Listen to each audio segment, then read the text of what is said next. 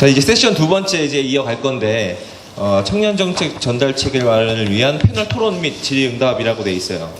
그래서 혹시 그 방청하신 분들께서 질문을 주셔도 좋고, 그거에 대해서 이제 답변을 주시면 좋은데, 먼저 그 세 개 발제 있었잖아요. 이거 관련해서 발제자분들께 혹시 질문하실 게 있으면 좀 질문 주시면 좋을 것 같습니다. 어쨌든 의정활동을 실제로 해야 되는 입장에서 기현주 센터장님께 좀 질문드리고 싶은 게 있었는데, 결국 지금 당장 발등 앞에 놓인 이제 현안이 우리 시에 있는 청년센터의 운영 형태를 어떻게 할 것인가를 고민을 할 수밖에 없는 상황이에요. 어쨌든 이 큰 규모의 청년 스테이션의 운영을 어떻게 해나갈 것인가, 이게 이제 첫 번째 고민이고, 두 번째 고민은 이제 조직 개편 이후에 청년 협업 마을을 운영하는 부서도 이제 청년 부서에서 총괄해서 운영을 하게 될 이제 가능성이 있는데, 그렇게 되면 이제 청년 협업 마을 같은 경우에도 조금 더 이제 체계적인 계획을 세워서 운영을 하고 연계할 수 있는 어떤 민간 자원들을 연계를 해야 된다고 생각이 되거든요. 협업 마을은 아마 그 토론 발제하시는 분들에게서도 좀 답이 나올 수 있을 것 같아서, 일단 요 청년 형태, 청년 센터를 만약에 저희가 이제 민간과 좀 연계를 해서 위탁 운영을 한다라고 하면, 위탁 운영은 어떤 방식의, 예를 들면 위탁을 한다고 해도 그 위탁의 사업자와 또 실제로 센터장이 되셔서 센터를 운영하시는 분들 사이에 어떤 권한 분배가 이루어져야 될 거 아니에요. 그 권한 분배가 어떻게 이루어져야 좀 청년센터가 좀 더 독자성을 갖고 취지에 맞게 운영을 할 수 있을 것인가가 첫 번째 문제가 될 것 같고요. 두 번째 문제는 우리 시에 청년정책협의체라는 이제 거버넌스 기구가 있는데, 마찬가지로 지역에서 여러 가지 사업들을 수행을 해왔습니다. 역량 있는 청년들이 모여 있는데요. 협의체에서 그동안 좀 나름대로 사무국의 역할을 해왔던 그 기능이 있어요. 그 기능과 청년센터의 기능을 어떻게 연계할 수 있을 것인가, 이 부분이 현역 의원으로서 지금 가지고 있는 고민이거든요. 그래서 서울의 사례를 들어서 조금 조언을 해주실 수 있는 게 있으면 좀 해주시면 감사하겠습니다. 센터 운영은 어떻게 할지는 실은 제가 지역상을 정확하게 모르니까 그냥 서울에 빗대 저의 경험에 빗대어서 그냥 말씀을 드릴 수밖에 없을 것 같은데요. 일단 민간 위탁을 이제 하게 되면은 보통 행정에서 가장 많이 고민하는 게 맡을 주체가 없다는 얘기 제일 많이 하거든요. 왜냐하면 그 위탁이라는 게 기준이 굉장히 높아서 실제로 기존에 이제 시흥에서 활동하던 청년 주체들이 그 센터를 운영하는 위탁 법인 같은 걸 만들어서 들어오기가 이미 이제 진입 장벽이 좀 높아요. 그래서 서울에서도 보면 자치구 단위의 센터들 위탁할 때 보면은 그런 어려움들이 많이 부딪힙니다. 무중력지대 같은 데가 일반 주식회사 같은 데가 들어온 데가 있거든요. 그래서 운영을 하는 데가 있는데, 실제로 이제 저희가 정책 사업을 하잖아요. 그러다 보니까 영리 섹터에 있는 분들이 이 위탁에 들어오는 거에 대한 현재 평가를 서로 좀 하고 있어요. 이게 우리는 정책 사업을 하고 있는데, 아무래도 영리 섹터에 있는 법인이 들어오면은 기존에 본인들이 하고 있던 뭐 대학생 교육 사업이라든지 이런 거에 약간 묻어서 하기도 하고 그런 일들이 좀 발생하거든요. 그래서 위탁을 고려하신다면 저는 철저하게 비영리 섹터로 갔으면 좋겠다는 의견이 하나가 있고요. 또 하나는 반드시 그 지역의 청년 활동하는 그룹들하고 컨소시엄 같은 걸 해서 들어오게 했으면 좋겠다. 그러니까 조직을 운영한다거나 뭐 인사, 노무, 관리 이런 거 있잖아요. 이런 경험이 청년활동 그룹이 그렇게 많지 않을 수도 있어요. 네, 그래서 뭐 어떤 법인을 되게 우호적인 민간의 비영리 법인과 손을 잡을 수도 있거든요. 저희 센터는 좀 그런 경우예요. 물론 저는 네, 나이가 좀 있지만, 네. 여하튼 저희는 어떤 식으로 했냐면, 지역의 우호적인 법인에게 청년 그룹들이 이런 사무를 해보고 싶다. 그리고 청년 그룹들에게도 이런 행정과 거버넌스 하는 거 아니면 사회 서비스를 지원하는 경험을 좀 쌓게 하고 싶다. 이런 얘기를 해서 그 운영의 정권들을 이제 좀 위탁받는 형태로 설계를 해서 저희가 센터를 맡았고 실제 모든 권한이 좀 독립적으로 돼 있거든요. 그리고 그 독립적으로 권한을 분배하는 것 자체를 서울시랑 얘기해서 위탁할 때 위탁의 업무 협약에 그런 내용들을 좀 넣는 걸로. 그래서 이게 실은 계약 관계잖아요. 그래서 계약을 되게 분명하게 하는 게 좋다. 그 센터가 어떤 걸 할 건지도, 그리고 그 센터의 운영진이 어떤 마인드로 할 건지도, 이런 것들도 계약 안에 분명하게 명시하는 형태로 하면, 물론 이제 진행하다 보면은 혼란이 있겠지만 왜곡을 많이 좀 줄일 수 있지 않을까. 가능하면은 컨소시엄으로 들어오게끔 지역의 주체들이랑 그렇게 하면 좋겠다. 그런 사례들은 여러 사례들이 있거든요. 다른 지역에도. 그래서 그게 하나가 있고요. 거버넌스 협의체랑 센터 어떻게 다르냐는, 이건 되게 분명하게 다른 것 같아요. 실제로 센터가 사회 서비스 영역들을 탑재해서 실행하기 시작하면은 이게 얼마나 다른지 아시게 될 겁니다. 저희 센터가 뭐 마음건강 사업도 하고요, 뉴딜 일자리 사업 같은 것도 하고요, 청년 수당도 하고요, 되게 다양한 사업을 하거든요. 근데 이것에 참여하는 청년들 있잖아요. 이 그룹들이 나중에 그 서울시 청년의회에도 다 참여를 해요. 그럼 정책의 당사자였다가, 정책을 이제 받는 당사자였다가 정책의 개선 방안을 내는 협의체, 거버넌스의 주체자로도 또 기능을 하게 되거든요. 그러니까 이거는 약간 순환구도인 거지, 이게 이제 뭘까, 갈등하는 구조는 아니다. 의견을 충분히, 그러니까 경험하고 그 경험했던 것들을 정책에 충분히 피드백을 할 수 있는 구조를 오히려 마련해 주는 게 좋고, 이게 선순환 될 수 있게 해주는 게 좋다 해서 뭐 경쟁 관계거나 중복되거나 그러진 않을 거다. 그리고 그런 식으로 기능을 분화하는 것들을 시도를 해봐야 되는 거죠. 청년센터 같은 것들을 만들면서. 저는 아마 이건 시도해보면은 아마 더 감히 답이 바로 나올 거다. 그런 생각 갖고 있습니다.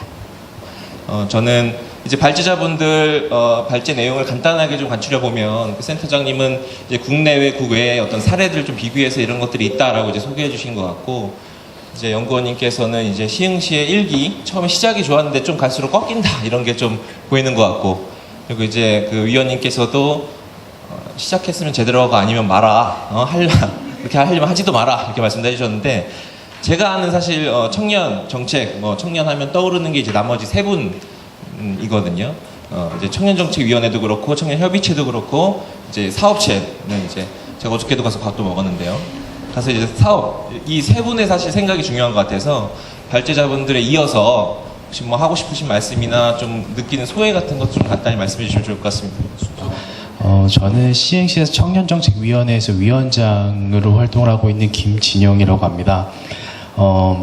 아까 보면서 이제 발제해 주신 내용도 잘 확인을 했고, 그 다음에 이제 조은주 자문위원님께서 저희가 처음 위촉 전에 만났던 게 작년 12월 달이었거든요. 시청에서 저희가 처음 앉아있을 때 왜 이렇게 씁쓸하고 여러 가지 미소를 내주시면서 보셨는지를 올 상반기 동안 꽤나 많은 게 뼈저리게 느낄 수 있었던 시기가 되었거든요. 실제로 기존에 있었던, 그리고 많은 사례들, 그리고 기존에 있었던 내용들을 살펴보면서 좀 아쉬운 점 혹은 해봐야 되겠고 앞으로 바뀌었으면 좋겠는 점들에 대해 많이 느끼시는 시기이기도 했는데, 아까 있었던 내용에 대해서 좀 다른 청년 정책에 대해서 많이 말씀해 주셨으니, 저는 실제 있는 사례를 들어서 제가 느꼈던, 그리고 시흥에서 잘못이라고 좀 그렇고요, 제가 느꼈던 형태의 공간에 대한 피드백을 조금 나눠보고자 합니다.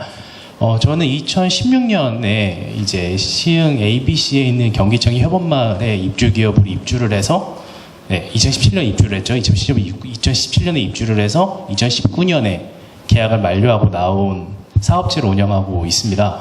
실제로 제가 지역에서 마수리를 오래 했고, 그 마수를 통해서 사업을 진행을 했고, 꽤 왕성한 활동을 열심히 하고 있던 찰나였거든요. 실제로 이제 시흥의 대변에서 보시면 아시겠지만 시흥이 교통이 좋지가 않습니다. 그렇기 때문에 저는 시흥에서 나고 컸지만 북부 권역에 있는 친구들은 남부에 있는 곳의 실정을 전혀 모릅니다. 제가 졸업하고 20살이 넘어서 25이 넘어갈 때까지 서해 고등학교는 어디 있는지 몰랐거든요. 차 타고 오기 전까지는요. 실제로 지금 여기서 어떻게 오는지도 많은 청년들 혹은 학생들은 모를 수 있습니다. 실제로 오기에 너무 많은 멀 거리가 되기도 하고요. 그렇기 때문에 시흥에는 꽤 많은 청년 센터 혹은 청년이 집결할 수 있는 지역이 굉장히 중요합니다. 그렇기 때문에 북부 권역에 경기청이 협업마을이라는 공간이 생겼을 때 꽤 많은 사람들은 반겼고 거기에 대해서 긍정적 피드백을 낼 수밖에 없었던 이유는 청년들이 모여서 활동할 수 있는 공간이 생겼다라는 데 큰 피드백을 줬을 겁니다. 실제로 시흥시 청소년 수련관에서 제가 동아리 활동을 꽤 오랜 시간 했는데요. 그 활동이 20살이 넘어가면서부터 대학을 다니고 직장을 다니기 시작할 때쯤 되면 활동할 공간이 사라집니다. 청소년들 중심으로 구성이 되어 있는 느낌이 들기 때문에 갈 곳을 잃은 청년들이 어디를 가야 될까에 대한 논지가 있던 찰나에 생겼던 공간이라 입주하면서도 꽤 많은 관심도 받았고 청년들이 지지를 받았던 걸로 알고 있는데 실제로 현재 운영되고 있는 형태가 저희들이 느껴졌을 때 그런 수요들을 충족하지 못하고 있다는 점이 굉장히 아쉬운 점으로 남습니다. 첫째가 현재 운영되는 형태가 시흥이 사업을 하시는 분들께서 느끼시고 초기 창업자들은 어떻게 공감하실지 모르겠지만 시흥이라는 구조가 사업해서 스타트업으로 끊어나가기에 좋은 환경이다 라고 평가를 받을 수 있는 공간인지 의문을 드리고 싶습니다. 실제로 많은 대다수의 기업들 그리고 많은 창업을 하는 사람들 인구들에게 물어봤을 때 현재 거래처들은 어디에 있고 어디 곳과 협업을 해야 합니까? 라고 물어보면 대다수는 서울에 있는 곳을 가야만 자기의 부품을 구하고 부속을 구하고 인력을 구합니다. 근데 현재 공간이 운영이 되고 있는 공간은 생각보다 많이 떨어진 곳에 있죠. 그렇기 때문에 실제로 인큐베이팅이 되고 있는 임대가 아닌 그 이상의 가치를 주어야만 거기 있는 기업들이 성장할 수 있는 기본 토대가 될 수 있다라고 저희는 느껴지는데 반해 현재로서 협업마을에서 진행이 되고 있는 사업들은 단순한 임대 조건의 사업을 벗어나기는 어려운 형태 아닌가라는 현재 공감을 받고 있습니다. 그리고 현재 운영이 되고 있는 것도 제가 2년 임대가 있고 나왔는데요. 실제로 임대 있는 기간은 1년 플러스 1년입니다. 실제로 사업을 1년 해보고 너희들이 잘하면 1년 더 연장해 줄게가 기본인데요. 혹시 스타트업이나 사업을 처음 개소해서 움직여 보신 분들은 아시겠지만 1년이란 시간만에 사업의 성과를 내서 검사를 받고 거기에 대한 확장과 앞으로의 방향성을 제시해서 1년간의 연장을 받는다는 건 굉장히 어려운 일이 아닌가라고 생각을 합니다. 근데 거기에 꽤 많은 장벽들과 높은 공간을 주며 그런 제약을 받고 있지 않나라고 현재 협업마을 운영에 대해 생각이 듭니다. 그렇기 때문에 공간이 현재 저희가 혹시 들어가 봐서 보시면 아시겠지만 현재 여기 운영이 되고 있는 청년 스테이션을 제가 종종 가끔 옵니다. 올 때마다 느끼면서 되게 다르게 느끼는 거는 이곳에는 생각보다 제 기준보다 예상보다 많은 청년분들이 종종 계십니다. 와서 보시면 앉아서 혹은 옆에서 다니면서 돌아다니는 분들이 계시는데 이 부분을 그대로 인지하고 제가 협업마을에 지금 들어가서 보면 협업마을이 비어 있습니다. 생각보다 많은 분들이 보이지 않고 불이 꺼져 있고 그리고 많은 공간이 폐쇄적으로 보일 수밖에 없는 느낌이 듭니다. 단순히 지역적 차이의 문제인가라고 놓고 봤을 때 꼭 저는 그렇지만은 않다고 생각이 들거든요. 실제로 입주했던 기업으로서 어느 부분에 있어서 그 공간이 닫힌 공간으로밖에 인식이 될 수 없는 한계점을 중점적으로 보여주지 않나라고 생각이 들고 있는 거죠. 실제로 얼마 전에도 저희가 입주해 있는 기업들이시죠. 실제로 현재 입주해 있는 기업들과 앞으로 입주를 방향을 잡고 계신 분들과도 만나보고 이야기를 나누고 있는데 현재 이곳에서 인큐베이팅이 되고 앞으로의 사업 방향성 그리고 사업에 대한 계획 연속성에 대해서의 좋은 계획을 받거나 거기에 대해서 그런 지원적 제도를 받고 있는 부분이 전혀 지원이 되지 않고 있는 부분 역시 확인하면서 청년들이 이곳에서 사업을 확장하고 또 이어나가야 될 수 있는 그런 좋은 베이스 캠프가 되어줘야 할 텐데 그런 지지를 못 받고 있는 것이 아닌가라고 생각이 듭니다. 아까 자료를 보니까 75억이나 들어간 큰 사업이었거든요. 근데 그 공간이 현재 제 기능을 못하고 있다는 거는 저희 기준으로서는 되게 아이러니한 일이 아닌가라고 생각이 듭니다. 그렇기 때문에 아까도 말했지만 저희가 민간과 함께 운영이 될 수 있는 공간들이 생긴다면 혹은 그럴 계기가 생긴다면 그런 부분도 충분히 검토를 해서 조금 열어주시는 방향이 좋지 않을까라고 저희는 요구를 드릴 수 있을 것 같고요. 또 그리고 청년 정책에 대해서 이번에도 신설과 기준으로 저희가 이번에 오늘 제가 시흥타임즈 기사에서 저희는 읽었는데요. 청년 청소년과로 이제 과가 신설이 되는 것으로 저는 아까 기사를 통해서 확인을 했는데 그곳 안에서도 실제로 지역에 있는 청년들과 청소년들이 함께 연계해서 할 수 있는 지역적 그런 정책적인 허브와 역할들이 좀 더 필요하지 않을까라는 생각이 듭니다. 얼마 전에 있었던 그 청소년 정책 제안에 봤을 때도요, 시흥에 있는 청년들과 그리고 청소년들이 함께 정책을 고민하고 만들어내는 과정을 통해서 지역의 애착심을 가지고 지역 안에서 무엇인가의 활동을 이어나갈 수 있는 좋은 체계들이 충분히 더 마련이 되는 것이 좋지 않을까라고 생각을 하며, 이런 과가 생기는 것에 대해서 사실은 아까 이제 행정 쪽에서의 적극적인 지원도 기대해 볼 수 있겠구나라는 희망을 일부 가지게 되는 부분이 아닌가라고 저희는 판단을 하고 있습니다. 그래서 앞으로도 이런 자리 빌어서 저희에게도 또 많은 관심들과 또 운영에 대한 개선 사항들 등을 조금 잘 다듬어 주시기를 바라는 마음을 담아 이번 발언을 마치겠습니다. 지금 김진영 청년정책위원회 위원장으로 계신 분은 청소년 수련관에서 활동했었던 그 청소년 때부터 그 이력을 갖고 계시고, 그렇기 때문에 이제 지금도 지역 청소년들과 또 함께, 그리고 심지어는 홍콩 대만까지인가요? 거기 해외에 있는 청년들까지도 이 마술이라는 콘텐츠를 가지고 시흥으로 데려옵니다. 와서 이렇게 문화 교류를 2박 3일 동안 하는 거예요. ABC 공간을 아마 민간 교류 차원에서 활용한 거의 유일한 케이스가 아닐까 싶습니다. 그런데 앞으로 청년과 청소년 부서가 융합이 되면 그런 부분들을 고민할 수 있을 것 같아요. 앞으로 우리 시가 청소년 재단도 생겨나고, 청소년 재단이 조금 더 재량성을 가지고 청소년 사업도 할 테고, 청소년 국제 교류 사업도 하게 될 거예요. 그럴 때 과거에 이런 사업들을 해왔는데 청년과는 좀 별개로 이루어져 왔죠. 근데 그 중에 어떤 부분들을 청년과 좀 연계해서 더 시너지를 낼 수 있을 것인가, 이런 부분들도 하나의 고민 과제가 될 것 같고요. 그리고 오늘 2시에 또 다른 토론회가 있었어요. 옆에 시흥 창업센터에서 창업센터 창업펀드 운영을 위한 토론회를 했습니다. 제가 거기에 참여를 했는데요. 안도니 의원님도 거기에, 이상섭 의원님도 거기에 계셨습니다. 창업센터를 활성화하기 위해서 청년들한테 보다 더 지속적인 투자를 하기 위한 방안을 이제 고민을 하고 있는 거죠. 그런데 청년협업마을은 현재로서는 청년들을 더 거기에서 사업들을 더 인큐베이팅 해줄 수 있는 관련된 업체와의 어떤 그 연계가 전혀 돼 있지 않은 상태로 공간 구성만 지금 해놓고 있는 상황이에요. 그리고 이 지역에서 어떤 사업과 프로젝트를 하는 것이 적합하고 좋을 것인가에 대한 기본적인 계획을 수립한 다음에 거기에 맞춰서 모집을 해서 발굴하고, 나중에 그 공간을 나갔을 때 지역에 어떻게 정착시킬 것인가에 대한 어떠한 계획도 없는 상태로 모집해서 그냥 들어오는 대로 그냥 기한만 채우다가 다시 새로 모집해서 이런 식으로만 지금 운영이 되고 있는 상황이거든요. 그래서 그 부분에 대한 어떤 의견들도 많이 나와줬으면, 어떻게 하면 북부권에 있는 협업마을을 활성화시킬 수 있을 것인가, 이런 논의를 해보면 되게 좋을 것 같겠다는 생각이 들었고요. 다음은 아까 전에 잠시 언급했었던 그 시흥의 청년정책협의체라는 기구가 있습니다. 마치 이제 서울의 청년자치정부라고 하죠. 청년자치정부처럼 이제 뭐 말하자면 이제 주민참여 예산 중에도 청년 할당 예산이 있어요. 그거에 대해서도 심의해서 한번 사업을 해보기도 하고, 자체로 사무국의 역할까지 하시면서 청년들을 모아서 사업을 하시는 그런 대표이신데요. 한번 지역에서 활동한 경험을 토대로 한번 제안해 주셨으면 감사하겠습니다. 네, 소개받은 이동수라고 하고요. 아마 이 프린트물 하나씩 받으셨을 거예요. 이거 보시면은 대략 협의체 어떤 곳인지 아실 수 있을 거고, 5페이지에 보면은 이제 제가 오타를 냈습니다. 현재 조례상 명시된 기본 조례라고 해버렸는데, 조례상 명시된 기본 계획과 사무국이 부재하다라는 얘기고요.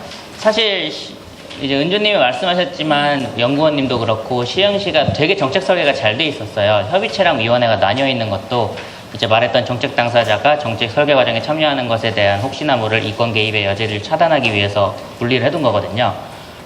네, 뭐 그렇고요. 하고 싶은 말이 되게 많은데 그냥 큰 틀에서만 얘기를 하자면, 여기 5페이지에서 말했던 이제 기본 계획이랑 사무국이 부재하다는 거를 꼭 얘기를 하고 싶어요. 근데 이거는 사실 여기 팀장님도 와 계시지만 공무원분들한테 뭐라고 할 수가 없는 게 일이 너무 많아요. 진짜 사실 청년 청소년과로 분리가 되었지만 이것도 이제 시장님이 과연 청년 배당 업무를 전화를 하루라도 받아보셨다면 과연 이렇게 하셨을까? 전화 진짜 엄청 많이 오거든요. 그런 의미에서 이제 당연히 과로 증설하는 것도 필요하고, 사무국 조항도 이제 저도 이게 제가 그냥 협의체 일정 연간 계획 프린트 해놓은 건데, 7월에는 28개가 있었고요. 8월에는 아직 이제 오늘까지 한 24개가 있었습니다. 근데 이 일정들을 사실 제가 그냥 다 소화를 하고 있어요. 사무국이 없다 보니까. 네, 무국입니다. 네, 그래서 뭐 열심히 하고 있고요. 그래서 이런 것들을 근데 이제 단순히 공무원분들한테 해달라라고 요구하기보다는 상황 자체가 그렇게 갖춰졌으면 좋겠다라는 얘기를 꼭 드리고 싶고, 그러한 체계가 기반이 된 상황에서 그 다음에 많은 것들을 만들어 나갈 수 있기 때문에 이 부분은 반드시 빠른 시일 내에 좀 취합이 되었으면 좋겠다. 그리고 나중에 이제 중간 지원 조직이 생기게 되면은 이제 아무래도 시청에서 직접 지원할 때보다 다양한 것들을 해볼 수 있게 되는데, 그때 이제 협의체에서 활동했던 분들이 이 맥락들을 알고 있잖아요. 이 사업은 어떤 취지에서 제안이 되었고 어떻게 진행이 되었었고, 그래서 저희와 어떤 이런 건 뭐 컨소시엄이 이럴 때 쓰는 단어인가요? 네. 그런 체제 또한 구축이 되어서 중간 지원 조직이 생길 때 협의체와 위원회 잘 이렇게 구조가 구축되었으면 좋겠다. 이렇게 두 가지 말씀드리도록 하겠습니다. 감사합니다. 일단은 저는 사실은 다른 분들하고 생각이 좀 많이 다른 편이에요. 그래서 저는 원래 안 나오겠다고 했는데 다른 생각 얘기하라고 해서 뭐 안 돼 있긴 하는데, 그냥 뭐 이렇게 생각하는 사람도 있구나 정도로 들어주시면 좋을 것 같습니다. 일단은 제가 기본적으로 청년이라는 단어를 별로 좋아하지는 않아요. 왜 안 좋아하냐면 제가 맨날 저는 어떤 회사를 운영하고 있으니까 사람들이 저한테 청년 창업가라는 프레임을 많이 씌웁니다. 내가 뭘 하는지보다도 청년이 창업한 게 더 중요한 거예요. 그러니까 이게 어떻게 보면은 좀 거기에 대한 역작용으로 이 청년이라는 단어가 별로 좀 이제 좀 거부감이 들기 시작했었던 것 같아요. 근데 우리가 좀 조심스럽게 생각을 해봐야 되는 게, 우리가 이런 이야기들을 하면서 청년이라는 단어 자체에 가치를 투영시키고 있지 않는가에 대해서 좀 진지하게 고민해 볼 필요는 있다고 생각해요. 청년이란 거는 아까 전에 이제 뭐 센터장님이나 위원님들께서도 얘기했듯이 어떻게 보면 세대인 거죠. 뭐 386 세대 뭐 이런 것처럼 청년도 지금의 세대들은 이제 90년대, 뭐 2000년대, 뭐 80년대까지 해서 이제 태어난 시기의 세대, 어떻게 보면 디지털 사회가 생기기 시작하면서 제조 산업 기반으로 된 데서 이제 서비스업이 넘어가기도 한 시대이고, 뭐 산업화에 따라서 이제 고성장이 있다가 이제 저성장으로 넘어가는 세대이기도 하고, 그러니까 이게 세대 청년이라는 거는 세대인데, 세대는 이게 거시적인 관점, 크게 보는 관점인데, 이거가 이제 개인의 이야기를 투영시켜서 청년 정책들이나 청년에 대한 이야기로 일반화가 되다 보면 자칫 잘못하면 이게 위험할 수 있다라는 생각은 들어요. 제가 사실은 제일 경계하는 것 중에 하나가 이제 라우드 마이너리티라고 하는데, 이제 목소리 큰 소수가 이제 다수를 대변하는 거와 같은 느낌이 들 수가 있는 건데, 이게 우리들끼리도 한번 자성 섞인 이야기가 필요하잖아요. 내가 과연 하는 이야기들이 정말 우리 청년들 다수를 잘 대변하고 있는 이야기들인가? 그렇지 않다라는 게 아니에요. 그러니까 한번 고민해보자 라는 정도의 이야기인 거고, 그래서 저는 최대한 이거를 좀 객관적인 접근들을 했으면 좋겠어요. 세대의 변화에 따른 접근, 시대에 따라서 어쨌거나, 그리고 어쨌거나 청년이라는 세대 자체가 이제 사회에 정착하는 시기면 정착하는 시기에 필요한 제도적 접근들, 이런 것들에 대해서 뭐 정착이라는 게 꼭 일자리에 대한 정착이 될 수도 있지만, 뭐 신혼이나 아니면 육아를 하기 시작하면서 정착을 해야 되는 부분들도 있겠죠. 그냥 이게 제가 느끼기에는 청년 정책이 너무, 제가 개인적으로는 좀 너무 이 구직자 중심의 이제 일자리 정책에 좀 포커싱이 맞춰져 있지 않은가, 혹은 이제 청년들의 이제 뭐 권리 증진 뭐 이런 것들도 당연히 이제 정말 중요한 요소 중에 하나이기는 하지만, 다수의 청년들이 공감할 만한 주제와 아젠다, 혹은 이제 저는 보고 이제 되게 좋았던 것 중에 하나가 이제 센터장님께서 청년의 이제 다양한 나이대별로도 뭐 이제 24세더라도 누구는 이제 아이 엄마인 사람도 있고, 누구는 이제 대학교 다니는 사람도 있고, 누구는 직장을 다니는 사람도 있고, 정말 다양하다. 그러니까 이거 자체를 이제 청년이라는 카테고리보다는 좀 촘촘하게 이제 미시적으로 봐야지 미시적인 문제에 대한 해결들이 되지 않을까. 그러니까 이게 네 그런 생각이 좀 많이 오늘 이야기를 들으면서 조금 더 많이 들었던 것 같아요. 그래서 일단 기본적으로 이거 자체를 우리가 하는 이야기들이 조금은 더 청년들이나 저희도 함께 이야기를 할 때 이게 개인의 욕구에 기반한 이야기인지 아니면 다수를 대변할 만한 다수의 이야기들을 수집을 해서 이거를 정리하는 이야기인지, 이것들을 개개인들이 분리를 해가면서 이제 이야기를 하는 것들도 필요하지 않을까라는 생각들을 좀 많이 합니다. 네, 이상입니다. 예, 아까 청년 창업가에서 역작용을 느껴서 조금 이제 고민이다라고 하는, 저도 제 청년 변호사라고 하니까 너무 낮게 봐서요. 제가 시흥에서 7년 동안 40살로 이제 살고 있습니다. 그래서 처음부터 이런 역작을 더 느껴서 나이를 좀 속이고 있는데요. 내년까지 속이고 이제 공개할 예정입니다. 그래서 그리고 아까 그 또 말씀하신 게 저도 이제 동감하는 게, 저희 이제 짝꿍은 또 20대인데 청년임에도 불구하고 아이 엄마라는 이유, 그런 것 때문에 청년 어떤 그런 담론에 좀 이제 참여하기가 좀 어려운 걸 저도 개인적으로 느끼는데, 여기 계신 많은 분들이 좀 예로 든 것처럼 청년이지만 아이 엄마, 뭐 다른 꼭 여러 가지 중첩적인 역할을 가지고 계신 분들에 대해서도 좀 같이 우리 관심 가져봤으면 좋겠습니다. 마이클 질문. 네. 일단은 저기 김진영 위원장님이 얘기하시는 게 좀 틀린 게 있어서, 일단은 협업마을은 1년 다음에 1년 연장이 아닙니다. 1년 다음 1년 연장이 아니고 1년 뒤에 평가를 받게 되는데 70점 이상이 나오면 재평가를 받게 됩니다. 그래서 6개월 뒤에 재평가를 받게 되고, 재평가 뒤에 재평가는 80점이 넘어야지 연장이 된다고 하더라고요. 근데 이번에 80점이 안 돼서 나가게 됐습니다. 근데 일단은 저희가 그 협업마을 입주 기업 중에 저희가 고용도 1등이고 매출도 1등이고 추진 계획과 성과도 있었는데도 불구하고 거기서는 저희를 되게 낮게 평가를 했더라고요. 근데 다른 쪽은 매출도 없고 고용도 없는데 점수가 되게 높게 나오는 기업들도 있더라고요. 그래서 제가 그거를 갖고, 기준이 뭐예요? 그러니까 기준을 객관적으로 평가를 해야 되는데 무슨 기준을 갖고 평가했냐고 얘기했는데, 제가 발표했을 때 어떤 심사위원분은 추진 계획대로 너무나 잘했네요라는 평가를 받았는데 호불호가 갈려서 74점이 나왔다고 하더라고요. 그래서 그런 호불호가 갈린 기업은 떨어져야 되냐, 제가 화를 냈어요. 근데 그렇게 하고 그렇게 한 3시간 동안 언성을 높이면서 제가 얘기를 하다가 얘기가 너무 안 통해서 그 평생학습가를 찾아갔습니다. 근데 거기도 똑같은 거의 반응을 보이더라고요. 예를 들어서 외부의 전문가가 와서 평가를 했는데 이 점수가 낮게 나온 걸 가지고 얘기하면은 조금 난감하다. 근데 이제 저는 저희의 PPT와 제가 낸 서류에는 저희 고용, 매출, 그 다음에 저희가 여기를 이용하면서 저희가 냈던 실적, 그 다음에 저희 추진 성과에 대해서 다 나와 있는데 평가가 어떻게 객관적으로 됐는지 되게 궁금하다라고 했는데 아니라고 또 얘기를 하더라고요. 예. 그래서 말씀 주신 것처럼 굉장히 폐쇄적이고 투명하지 못한 곳인 것 같습니다.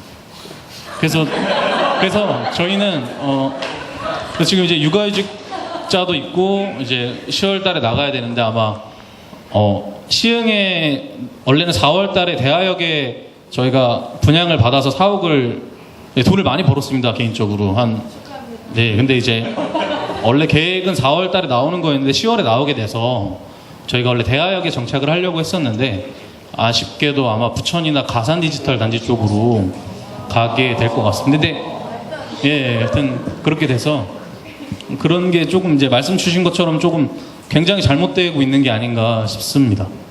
예, 제가 하고 싶은 얘기였습니다. 청년은 그 전에 청소년이었다라는 것을 우리가 다 알고 있잖아요. 그래서 그 다음 청년 세대를 위해서라도 합쳐지는 것은 옳다고 생각을 하고 있어요. 더불어 그렇게 한다면은 청년과 청년의 의견을 가진 프로젝트가 생길 거라고 저는 생각하고 있거든요. 근데 여기서 중요한 것은 청년이 만들고 청소년들이 만드는 프로젝트여야만 한다는 거예요. 시에서 이거를 만들어라 이렇게 프로젝트를 강제성 있게 만약에 한다면은 이거는 굳이 있을 필요가 없을 것 같아요. 그러니까 우리가 필요한 것은 우리가 만들고 우리 프로젝트를 한다라는 게 제일 중요하다고 생각을 하고 있어요, 저는.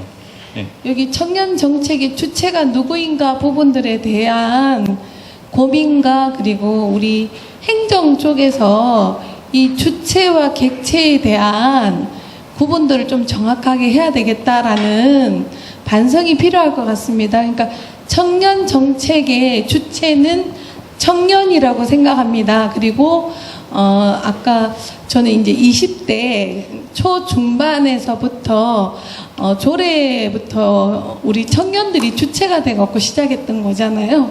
그리고 이 부분들이 시에서 시행정이나 이제 시의원이나 시의회나 이 부분들은 지원 체계라고 생각합니다. 청년 정책 그리고 청년 정책 실행에 있어서는 시행정은 지원이 돼야 되지 않나. 그래서 방금 협업마을에서 쫓겨나가시는 분들에 대해서 굉장히 안타깝게 생각하는데 앞으로는 이 부분들이 청년 정책 자체가 주체가 청년이라 한다면 이 청년 자체에서 평가하는 시스템도 각각의 사업체들이 청년들이 되어 있단다면 이 사업을 운영하는 사람들도 같이 토론하는 테이블이 필요할 것 같고요. 그리고 그 안에서 평가도 필요할 것 같습니다. 그래서 평가하고 그 운영에 대해서 쫓아내거나 계속 있게 하는 부분들 또한 청년이 주체가 돼서 움직여야 된다고 생각하거든요. 이런 방안들이 굉장히 필요하고 또 하나 이제 저는 옆에서 보는 입장에서 굉장히 안타까웠던 부분들은 아까 정책협의회 위원장님도 느꼈던 부분을 말씀하셨는데 여기 공간이 굉장히 좋거든요. 그리고 제가 알기로는 협업마을도 2군데 다 청년 공간을 정말 잘 만들었다고 생각합니다. 그런데 공간이 만들어지면 뭐합니까? 제가 여기 와갖고 문 잠그려고 하는데 문 잠그는데 누가 어떻게 하는지 사무국이 없어요. 그러니까 사무국이 주체가 되는 게 아니라 청년이 일을 할 수 있도록 그것을 지원하고 일을 할 수 있게끔 매개해 줄 수 있는 사람이 필요한데 그 매개해 주는 사람이 없는 거예요. 그러면 건물이 아무리 고급지면 뭐합니까? 사람이 없으면 정책은 무너지게 돼 있고 그 정책이 무너지는 동안 우리 청년들은 굉장히 불행해질 수밖에 없는 건데 그 부분들에 대해서 우리 청년들께서 한 목소리로 좀 노력해야 될 것 같고요. 그 노력과 아울러 우리 저기 멋진 안도니 의원님도 깊게 고민하시는데 저와 안도니 의원, 시의원 다 그리고 여기 행정 쪽에 꽤 계시네요. 앉아서 막 웃고 계시는데 행정 쪽에서도 힘을 발휘해서 이게 우리가 행정 쪽에서 막 흔들거든요. 맞죠? 그전에 막 흔들었습니다. 근데 흔드는 게 아니고 청년 하는 부분들을 잘 지켜보고 지원하고 잘 못되는 부분도 있다면 지적 정도 하고 그리고 또 청년들은 아까 우리 우영성 기업가께서 말씀하셨는데 20대 초반 청년들이 이제는 좀 많이 성장을 하셨으니까 자립이 중요할 것 같습니다. 그래서 자립적 측면에서 청년들도 많이 노력을 해 주시는 게 굉장히 필요하다고 생각합니다. 이상입니다. 네, 안녕하세요. 시흥청년 오혜선입니다. 말씀 너무 잘 들었고 너무 오랜만에 이런 귀한 연구 결과나 내용들을 들을 수 있어서 뭔가 오늘 잠이 잘 올 것 같네요. 여기서 발제해 주신 부분 외에 시흥시 청년으로서 살면서 말씀해 주셨던 거 그리고 시의원님으로서 느끼셨던 거 들으면서 들었던 생각이 청년은 계속 지켜보고 뭔가 잘못되면 지적해야 되고 막 이런 존재인가? 여전히? 그런 생각들이 들었어요. 언제 시민으로 인정해주지? 이런 생각들이 들었어요. 경력 단절 여성들을 위한 정책을 마련하시고 사업을 진행하시면서 그들을 지켜봐주고 뭔가 잘못하면 지적하고 그런 포지션으로 행정이 돌아가나요? 그렇지 않잖아요. 근데 왜 청년 정책만은 여전히 바라봐주고 케어해주고 잘못된 방향으로 가면 지적을 해야 하는가? 약간 그런 생각이 들어서 원래 이런 자리에서 말 안 하는 타입인데 손을 번쩍 들어서 말하게 됐고요. 그리고 두 번째는 청년들이 사업을 진행하거나 말들을 평가하고 심사하시는 심사위원님들을 행정에서 섭외할 때 과연 이 청년 정책 그리고 청년의 삶을 과연 감수성 있게 보는 사람인가, 그냥 청년에 대해서 한 번도 생각하지 않았던 사람이 청년 정책이나 청년 활동을 평가하게 된다면 과연 어떤 결과가 나올까. 얼마 전에 어떤 청년이 그런 되게 속상해하면서 저한테 톡을 보냈는데, 일자리 관련돼가지고 사업 평가를 했고 서류 심사 통과해가지고 발표 심사까지 했는데 그 심사위원이 그러더래요. 아, 네, 잘 들었고요. 시흥에서 오래오래 사세요. 그러시더래요. 그 청년은 시흥에서 계속 살기 위해서 지역을 바라보고 시민으로서 성장해가지고 그런 사업들을 제안하고 적극적으로 시민의 삶을 살고 있는데, 주민에서 시민으로 살고 있는데 그것들을 심사하는 사람들이 과연 그걸 심사할 수 있는 자격이 되는가, 그런 것들도 먼저 바라봐야 되지 않는가, 이런 생각입니다. 이상입니다. 두 가지 정도 제가 답변이 될 수 있을지, 혹은 의견을 조금 더 내는 방식이 될 수도 있을 것 같은데, 첫 번째는 어쨌든 청소년 청년으로 이제 묶는 거는 확정이 된 건 거죠. 그쵸. 아니 그게 정확히 말씀드리면 아직 그러니까 입법 예고 중에 있는 겁니다. 아직 확정이 되지는 않았어요. 그렇다면 이제 그 부분에 대해서도 조금 이제 말씀을 드리고 싶은 게, 사실 청소년과 청년이라는 게 이제 영미권에서는 구분이 사실 안 돼요. 뉴스이기 때문에. 그리고 연령적으로도 청소년이 한국에서도 청소년법이 만 24세까지로 되어 있어서 겹치는 부분이 분명히 있는 것은 사실인데, 청소년 청년으로 묶어서 부서 만들 때 굉장히 우려스러운 부분 중에 하나가, 저는 이제 청중께서 말씀해 주셨다시피 그런 부분인데, 청년이라는 영역에서 연구하신 분들도 많지 않았었고, 근데 반면에 청소년 정책을 하셨던 분들이 굉장히 많단 말이에요.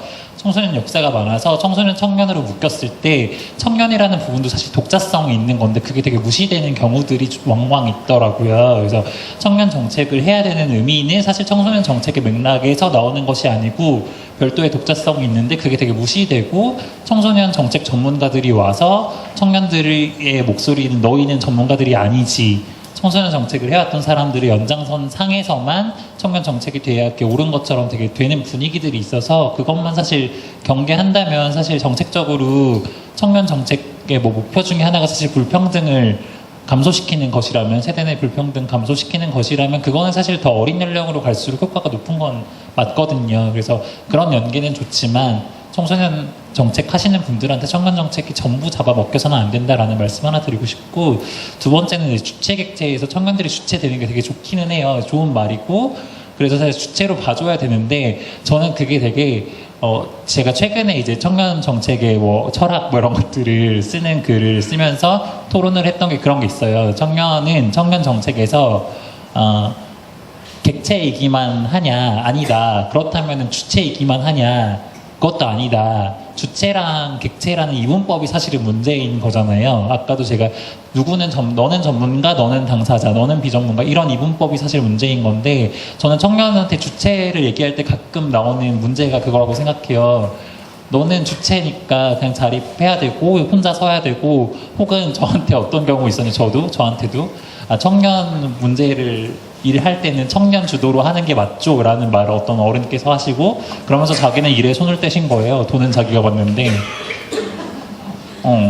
이런 경우들이 왕왕 생겨요. 그래서 저도 아까 우영승 대표님 말씀하신 것처럼 저도 청년 연구자라는 말에 되게 신물이 나는 사람으로서 이러한, 그러니까 주체적이 되어야 되는 거 맞거든요. 맞는데 그게 약간 그것만 강조하다가 선을 넘어버리는 경우들이 되게 많아서 그것 또한 경계를 사실 해야 할 것 같다라는 말씀을 드리고 싶었고, 마무리 멘트니까 그 사회자님이 책 얘기 해주셔가지고 제가 조금만 더 팔면 손익분기점 넘거든요. 그러니까 예, 여기서 이제 힘을 내가지고 감사합니다. 기억하고 있겠습니다. 네, 저도 마무리 하면서 말씀드리고 싶은 게 몇 가지가 있는데요. 짧게는 제가 아까 실태조사 믿지 말고 다 인터뷰만 하라는 톤으로 말씀드린 것 같아서 그거 아니고요. 저는 연구는 진짜 훨씬 더 많이 돼야 된다고 생각해요. 그런데 우리가 양적 조사에만 너무 의존하지 말자라는 취지였다는 걸 좀 말씀드리고 싶고요. 두 가지 말씀드릴게요. 저희가 이런 적이 있어요. 저희가 마음건강 사업 한다 그랬잖아요. 마음건강 사업을 하려 보면은 전문가 집단이 필요합니다. 전문 심리 상담사, 뭐 임상 심리사, 혹은 정신과 의사 이런 그룹들이 이제 필요한데요.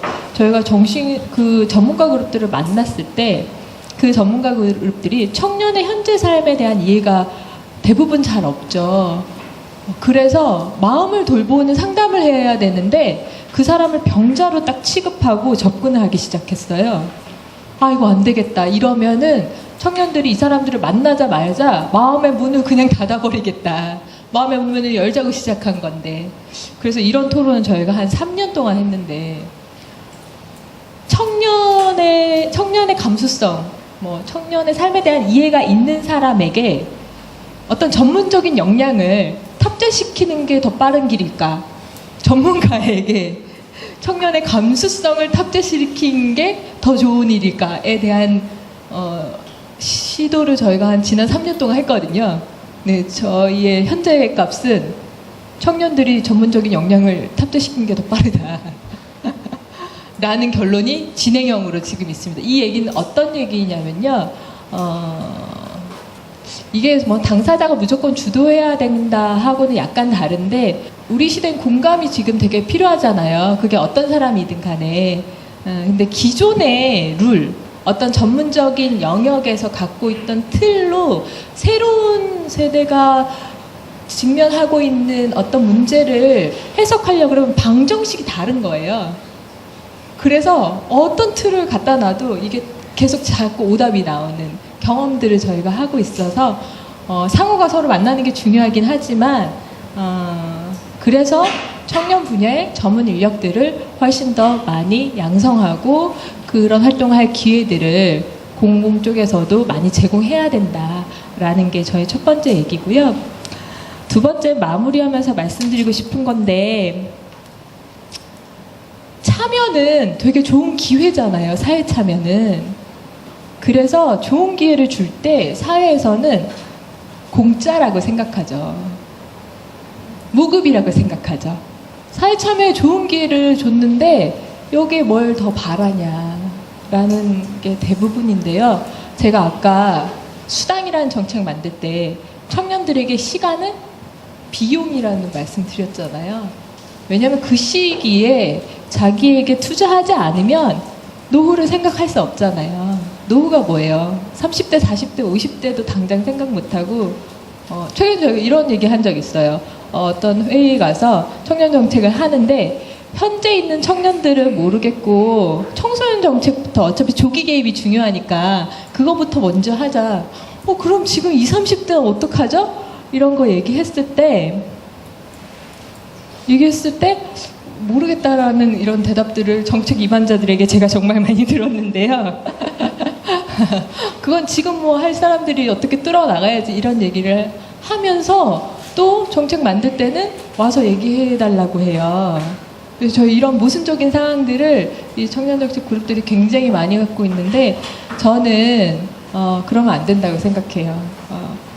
정확하게 주체와 참여를 얘기할 거면은 거기에 대한 리워드도 반드시 필요하다. 우리는 그런 사회를 살고 있다라는 것들을 모든 청년 정책 하는 곳에서 조금 더 탑재했으면 좋겠습니다.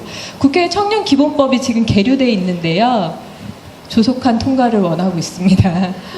많이 관심 가져주시고 만약에 기본법이 통과되면 지자체별로도 정리되는 레벨들이 좀 생겨나고 약간 혼란스러운 상황, 보장하지 못했던 부분들 또 정리되지 않을까 싶습니다. 시흥이 기초지자체에서 되게 좋은 사례 만들 수 있는 너무 좋은 터인 것 같아요.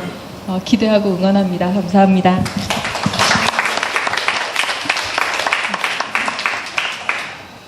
되게 중요한 말씀 드리려고 했는데 청년정책 팀장님이 가셨네요. 청년정책은 새로운 시민성이 등장하고 그리고 아까 말씀하셨던 것처럼 기존의 정상성의 범주를 다시 재해석하는 그러니까 기존의 틀로는 해석하기가 어려운 영역인 것 같아요. 그리고 그러니까 청년을 따로 보는 거 저도 우영승 대표처럼 청년이란 단어를 그렇게 좋아하진 않아요. 왜냐하면 청년이란 단어가 붙었을 때 창의적이어야 한다. 아니 무슨 청년이 계속 창의적이어야 하나요? 창의적이지 않을 수도 있는 거죠. 그런 것들로 인한 되게 엄청난 피로를 청년들이 되게 받고 있다. 근데 그렇다고 한다면 이 지역에서 사실상 그러니까 행정에서 해줄 역할은 분명히 있어요. 그러니까 어쨌든 법제도라든지 그리고 정책적 대상에 대한 해석이라든지 기본적으로 행정적으로 행재정적으로 지원해줘야 되는 체계를 만드는 건 사실상 행정이 해야 되는 일이겠죠. 하지만 실제로 청년들을 만나고 소통하고 그 전달 체계 안에서 청년들과 관련해서 소통하고 교류하고 교감하는 것은 저는 그 누구보다도 당사자가 잘할 수 있다라고 생각을 해요. 그리고 기현주 센터장님이 말씀하셨던 것처럼 저희 시흥도 똑같은 실험을 했었어요. 전문가한테 청년 감수성 심어주는 게 빠르냐? 아니면 청년 당사자한테 전문성을 키워주는 게 빠르냐? 역시 후자입니다. 왜냐하면 이런 말씀 많이 해요. 자녀를 뒀기 때문에 청년인 자녀를 뒀기 때문에 난 청년 다 이해해. 아우 이해 못하시죠? 자녀를 어떻게 이해하십니까? 저는 저희 엄마 빼고 다른 분들하고 소통이 되게 잘 되거든요. 저희 엄마는 저를 모르세요. 저도 저희 엄마를 모릅니다. 마찬가지로 이 격차는 매우 존재하고요. 그리고 학자들이 왜 청년기를 독자적 제4기로 독자적으로 보는 이유 중에 하나는 그 청년기에 집합적으로 나타나는 그런 불평등이 이 이행기에 되게 집중적으로 나타난다라는 것. 그리고 그렇기 때문에 이 권리를 위해서 참여한다라는 것이 쉽지가 않은 거예요. 청년들이 지금 사실 면 토론회를 하면 엄청 많이 와가지고 막 의견도 개진해야 되고 막 이런다는 얘기 하시잖아요. 근데 저는 지금 이 시간을 내서 참여해 주신 청년 한 분 한 분이 정말 다른 거를 포기하고 오신 건 거예요. 정말로 되게 중요한 것들을 포기하고 온 거라는 거죠.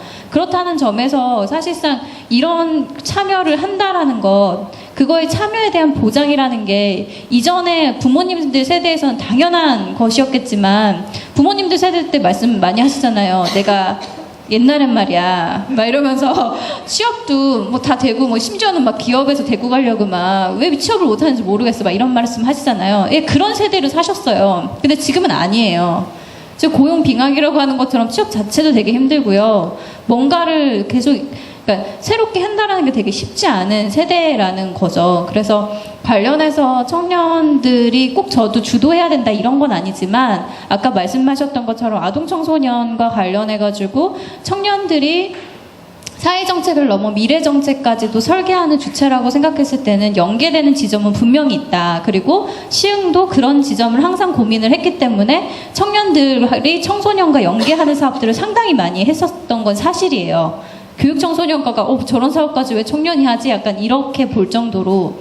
그치만 되게 중요한 건 김성기 의원님이 말씀하셨던 것처럼 사실은 청년의 그 독자성의 범주를 침범하는 정도로 이게 삼켜지는 구조는 절대 안 된다. 왜냐하면 기존의 청소년들을 활동하는 활동분들을 그러니까 돌봄의 대상이나 약간 뭔가 이게 청소년들을 되게 보호해야 된다는 관점이 되게 강하시잖아요. 물론 청소년도 자기주도성의 활동들을 많이 하긴 합니다. 하지만 청년은 정말 다르거든요. 그런 자기주도성의 측면에서도 그렇고 그거에 대한 능력을 발휘하는 지점도 그렇고 그렇다고 한다면 약간 이 다른 층위의 분류를 좀 다른 감각으로 해야 할 필요가 있다라는 얘기를 좀 말씀을 드리고 싶고요. 다만 그 연계 지점을 어떻게 연계하고 서로 상호 독자성을 인정하면서 갈 수 있을 것인가에 대한 고민. 그리고 두 번째는 저는 꼭 말씀드리고 싶은 거는 시간이 많이 늦었지만 그 기존에 어쨌든 이 활동을 했던 친구들이 있고 여기 존재하는 친구들이 여러분들이 보셨을 때는 매우 소수인 것 같지만 엄청 이 친구들이 이 지역사회에서 활동하는 거나 활동하는 역량이나 이런 것들이 매우 되게 높고요. 그리고 다른 지역, 어느 지역 가서도 솔직히, 어디서 안 꿀립니다. 시흥시 친구들 정말 반짝반짝하고요. 정말 멋진 친구들 많고요. 그래서 여기 있는 지역에 있는 친구들이 무언가를 할 때 정말 좀 지지해 주셨으면 좋겠고, 사실상 저는 청년 예산 자꾸 크다고 말씀하시는데 지금 저희 성장하는 도시에서 제가 2014년 당시에 시흥시 그 전체 예산이 1조 6천억 원이었어요. 근데 지금 2조에 가깝단 말이에요. 점점점 예산의 포션은 되게 커지는 성장하는 도시고 그 안에서 청년들이 차지하는 비중이 20%를 넘고 있습니다. 근데 그 중에 그 청년과 관련된 활동 지원하는 게 10억이라고요? 전 전체 예산의 파이를 두고 본다고 하면 이게 되게 큰 예산은 아니라고 보거든요. 그리고 그 청년 배당이 합쳐지면 사실상 경기도 정책에 그 어쨌든지 간에 매칭하는 비용을 합쳤을 때야 커지지만 이 지역에 있는 이 지역 청년들을 대상으로 하는 청년 정책만 파이만 두고 본다고 한다면 큰 포션은 아닙니다. 심지어는 노인 인구가 청년 인구보다도 적은데 600억 이상 써요. 저는 그 예산의 전체를 두고 봤을 때 미래 세대한테 어느 정도 분배할 수 있는가, 그러니까 분배에 대한 정책의 재설계도 되게 필요하다라고 보거든요. 그렇다고 해서 뭐 윗세대랑 싸우자라는 것이 아니고요.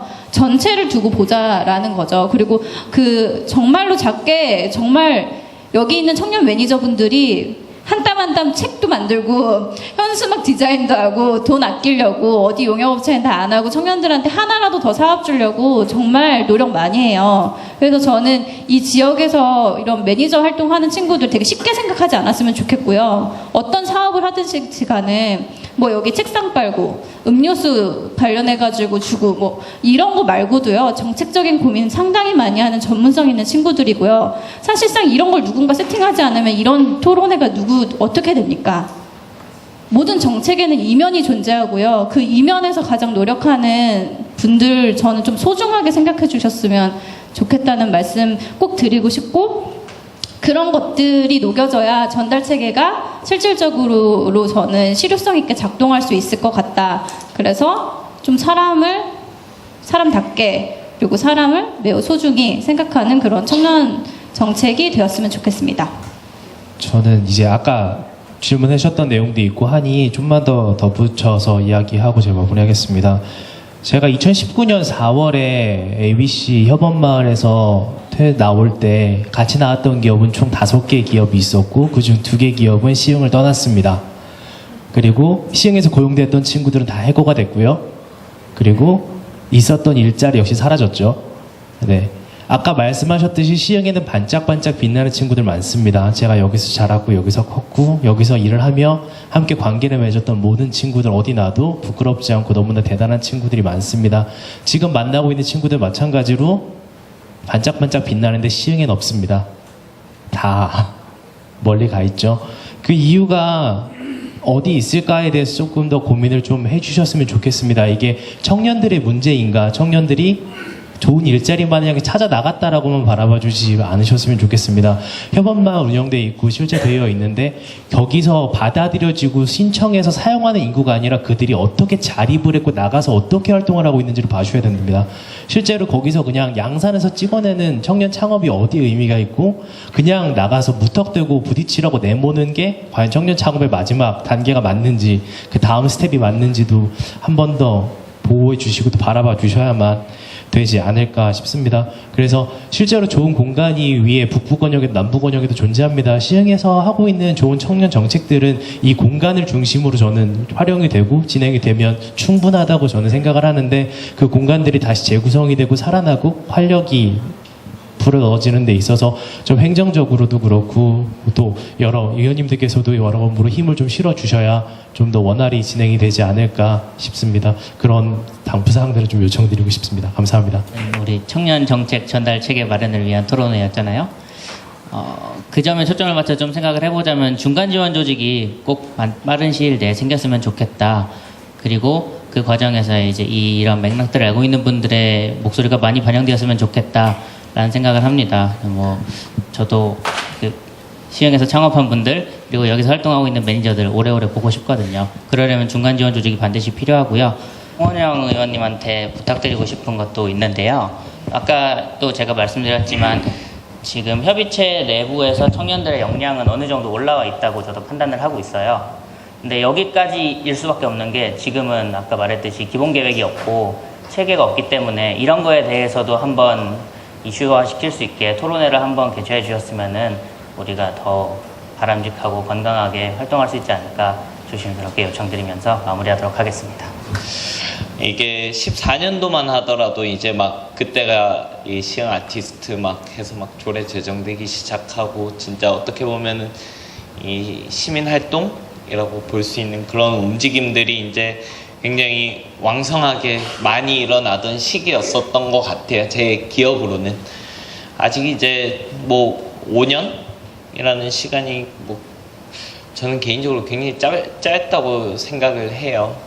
이제 정말 많은 것들이 이뤄냈고 앞으로도 이제 이뤄내야 되는데 이제 단계적 접근도 필요하다라고 생각하고, 다만 제가 꼭 부탁드리고 싶은 건 청년이라는 단어는 너무 포괄적이기 때문에 이 단어의 모호성이 존재할 수밖에 없기 때문에 이거를 좀 촘촘하게 청년이라는 사람 한 명 한 명의 삶을 들여다보고 그 문제들을 해결해 나가는 것들을 하려면 청년이라는 단어 대신에 좀 더 그 사람들이 처한 상황 혹은 욕구에 기반한 그런 언어들을 좀 더 많이 써야 이게 작은 일을 일반화되는 언어로 쓸 때 생기는 이 모순적인 상황들을 좀 많이 피할 수 있지 않을까라는 생각을 제 개인적으로 합니다. 뭐 틀렸을 수도 있고요. 네, 이상입니다.